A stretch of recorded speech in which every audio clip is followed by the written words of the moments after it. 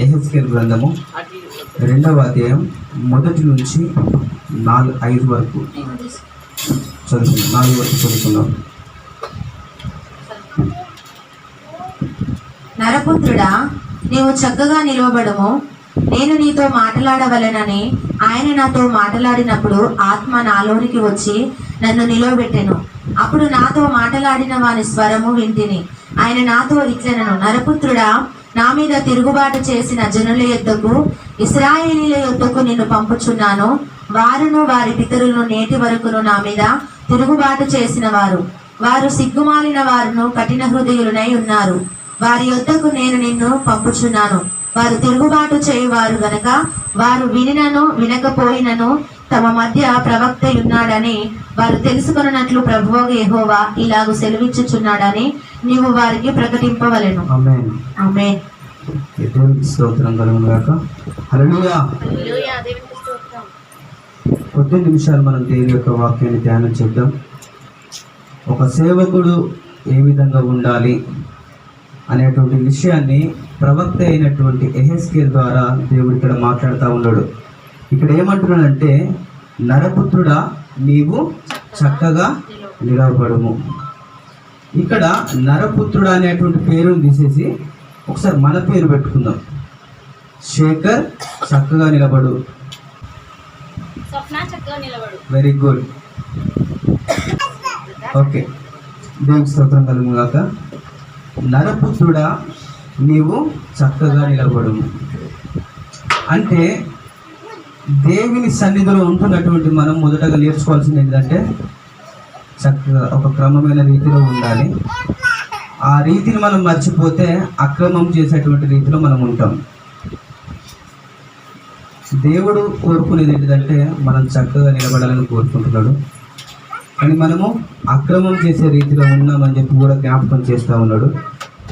ఆయన నాతో మాట్లాడినప్పుడు ఆత్మ నాలోనికి వచ్చి నన్ను నిలబెట్టాడు. ఎవరితోని? ఇది యెహెజ్కేలుతోని దేవుడు మాట్లాడుతున్నప్పుడు దేవుని యొక్క ఆత్మ ఆ నరపుత్రుడుగా పిలువబడుతున్నటువంటి యెహెజ్కేలులోనికి ఆ యొక్క ఆత్మ వచ్చింది. ఈరోజు దేవుని వాక్యం వింటున్నటువంటి మనము, చెప్తున్నటువంటి మనము, ఎంతవరకు మనలో దేవుని ఆత్మ ఉంది మనల్ని మనం ప్రశ్న చేసుకోవాలి ఒకసారి. ఎందుకు అనంటే దేవుని యొక్క మాటలు వింటున్నటువంటి యెహెజ్కేలు హృదయంలోనికి దేవుని ఆత్మ వచ్చింది. ఈరోజు అదే దేవుని మాటలు వింటున్నటువంటి మనలోనికి దేవుని ఆత్మ రావడానికి బదులు మనలోనికి ఏమొస్తుంది? దయచేసి మనం కొద్ది నిమిషాలు మన యొక్క హృదయాన్ని దేవుని కొరకు సమర్పణ చేసి చూద్దాం, ఆలోచన చేద్దాం. అప్పుడు నాతో మాట్లాడిన వాని స్వరము వింటిని.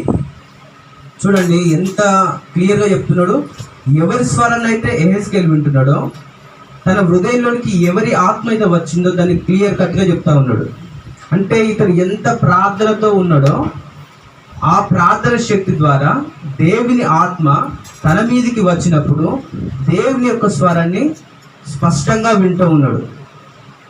ఈరోజు దేవుని స్వరాన్ని వినడానికి మనకు అవకాశం ఉన్నప్పటికీ చాలాసార్లు మనం వినం. ఎందుకనంటే మనకు లోక సంబంధమైనటువంటి జ్ఞానం అధికం కాబట్టి దేవుని యొక్క వాక్యాన్ని వినడానికి మనకు సమయం ఉండదు, ఉన్నా వినియోగించుకోం.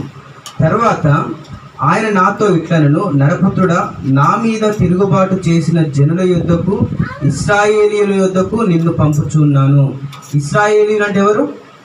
దేవుణ్ణి వెంబడించేటువంటి జనాలే కదా, దేవుని చేత ఏర్పరచబడినటువంటి జనమే కదా.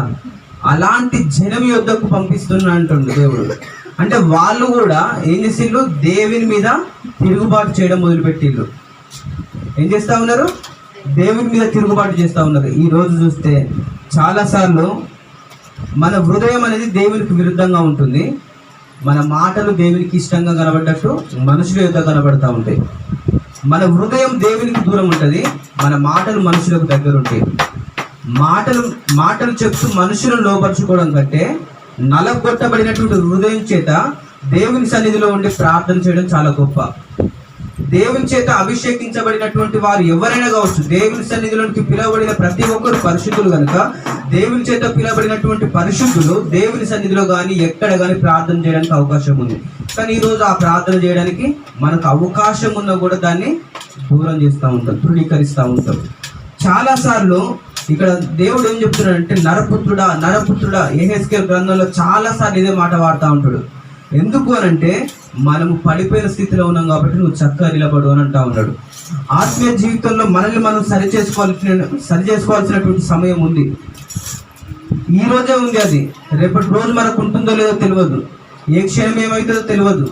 కాబట్టి అవకాశం ఉండబడినటువంటి ఎప్పుడే మనము మన హృదయాన్ని సరి చేసుకోవాలి. ఆయన కాపుదలను మనం భద్రపరచబడి ఉన్నాం. అది ఉన్నంత కాలం మనము క్షేమంగానే ఉంటాం. ఆ కాపుదలను మనం నిర్లక్ష్యం చేసిన రోజు మనల్ని మరణం అనేది వెంటాడుతూ ఉంటుంది. ఏ రోజు కూడా దేవుని వాక్యం తెలియనటువంటి వాడు పాపంలో పోతున్నాడంటే వానికి అది సరైనదే. తెలిసి చేస్తున్నటువంటి వ్యక్తికి మరింత శ్రమ వస్తూ ఉంది. సేవకునికే రెండంతల శ్రమ కాదు, వాక్యం వింటున్నటువంటి వాళ్ళకు కూడా అంతే శ్రమ. ఎందుకంటే పిలువబడినటువంటి వారు మీరు. నువ్వు చక్కగా నిలబడాలి. నువ్వు దేవుని సన్నిధిలో ఉన్నా, బయట ఉన్నా, మరెక్కడ ఉన్నా కూడా నువ్వు నిలబడేటువంటిది సరైన క్రమంలో ఉండాలి. నీ మాటలో కూడా ఎట్లుండాలనంటే సరైనటువంటి వాక్యమే ఉండాలి. వాక్యానుసారంగా ఉండాలి. అబద్ధాలు చెప్పకు. ఎక్కడ పడితే అక్కడ అబద్ధాలు చెప్తానవా, నీ నాలుక అక్కడికి ఆగిపోతుంది, నీ స్వరం ఆగిపోతుంది, నీ నోట నుంచి దేవుని వాక్యం సరిగ్గా రాదు, నువ్వు చెప్పినా వినరు. నా ప్రియ జనాంగం, ఒకసారి ఆలోచించేయండి. నీ మీద తిరుగుబాటు చేసేటువంటి దినము ఎందుకు వస్తుందనంటే నువ్వు సరైన క్రమంలో లేవని అర్థం. దేవుని యొక్క నామంలో ఉండబడినటువంటి వారు ఏ విధమైనటువంటి తిరుగుబాటు చేస్తున్నారంటే అది పరిశుద్ధమైన తిరుగుబాట లేకపోతే లోక సంబంధమైన తిరుగుబాట మనం పరిశీలన చేసుకోవాలి. మన తిరుగుబాటు ఎక్కడ ఉండాలంటే మన హృదయంలోనికి వస్తున్నటువంటి పాపపు ఆలోచనలు చంపివేయడానికి మనము తిరుగుబాటు చేయాలి.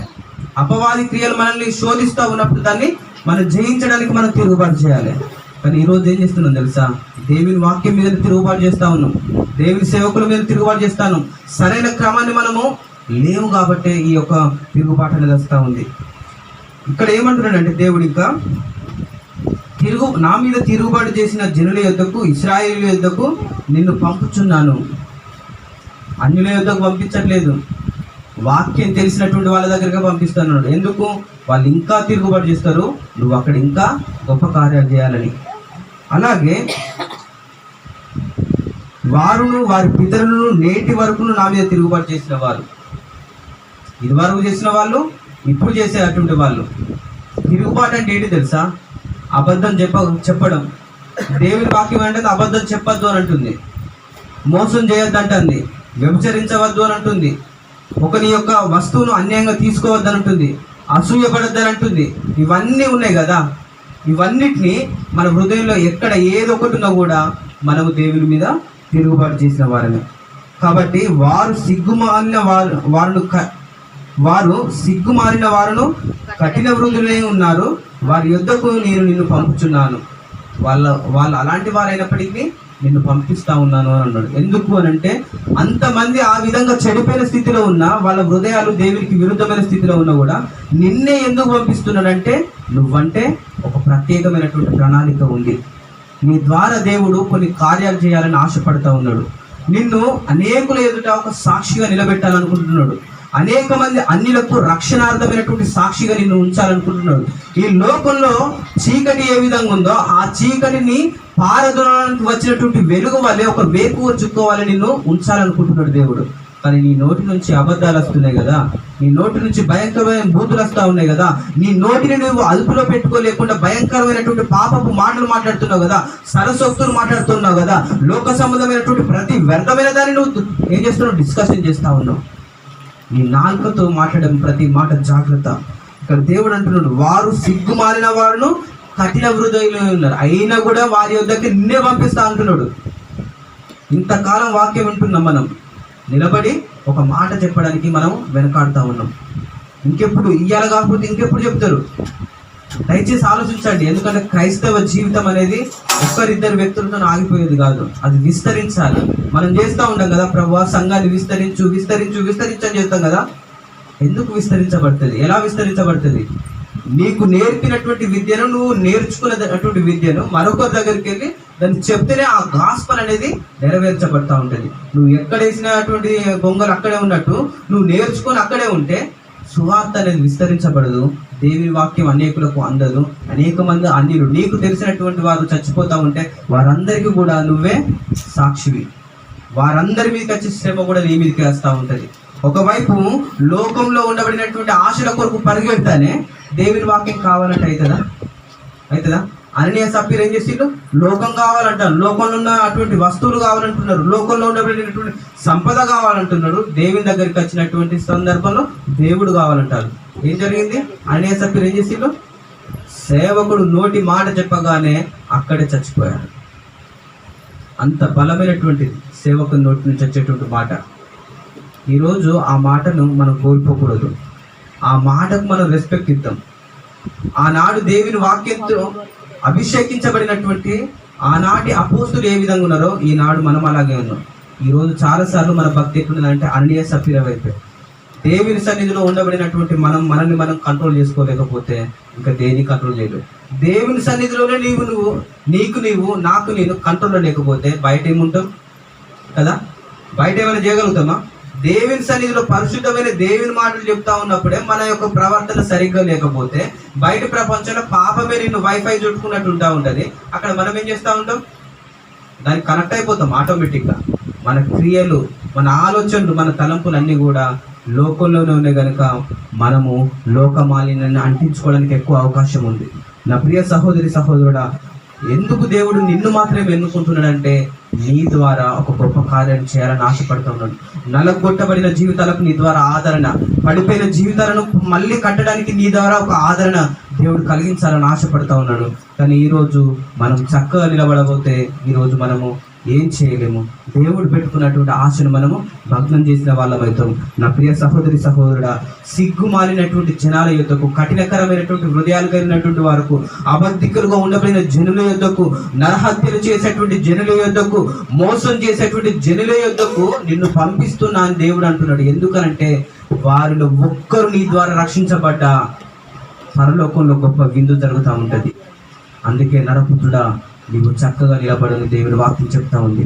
నా ప్రియ సహోదరి సహోదరుడా, ఈరోజు నేను ఆ రీతిగా దేవుని వాక్యానికి లోబడి నిలబడాలని ప్రభు పేరిట నేను మనవి చేస్తూ దేవునికి మాటలు దీవించుగాక. ఆమేన్.